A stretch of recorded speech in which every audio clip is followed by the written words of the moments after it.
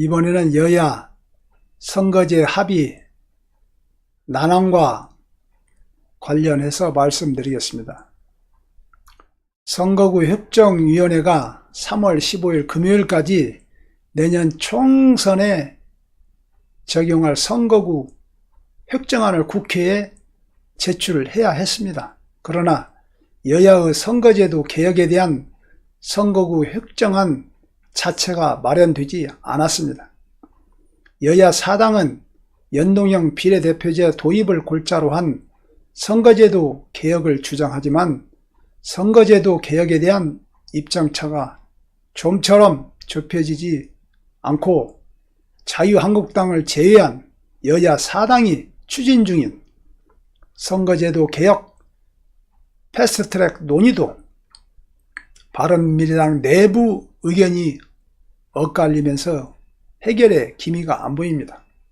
바른미래당은 여야 사당의 선거제와 개혁법안 패스트트랙 추진에 대한 당론을 도출하려 했지만 패스트트랙 자체에 대한 찬반과 연동형 비례대표제 적용 방식을 두고 내부 의견이 엇갈렸습니다.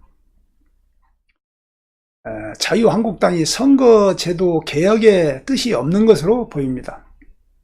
새로운 방식을 내놓는 등의 수를 두고 있어서 선거제도 개혁은 안 될 것으로 볼 수밖에 없습니다.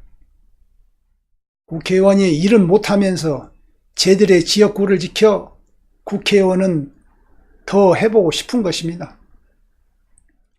거대 양당 체제로는 한국 정치권이 발전할 수 없습니다.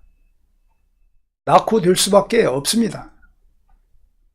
다양한 군소정당이 국회에 진출하기 위해서는 연동형 비례대표제 도입이 되어야 하는데 바른미래당도 여러 의견을 내놓는 것으로 봐서 미래의 당대당 통합을 내다보고 있는 것이 아닌가 이런 의구심이 듭니다. 한국은 자주독립국가도 되지 못하여 타국의 간섭과 비아냥거림을 받으며 남북 간 38선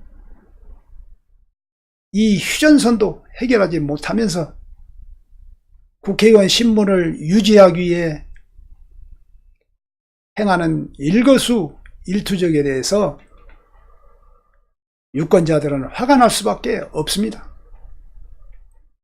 선거개혁을 반대하며 꾀를 부리는 당과 해당 국회의원들에 대해서 내년 2020년 4월 15일 총선에서 유권자의 선거혁명을 통해 반드시 해당 당은 좌초, 해당 의원은 낙선시켜야 합니다.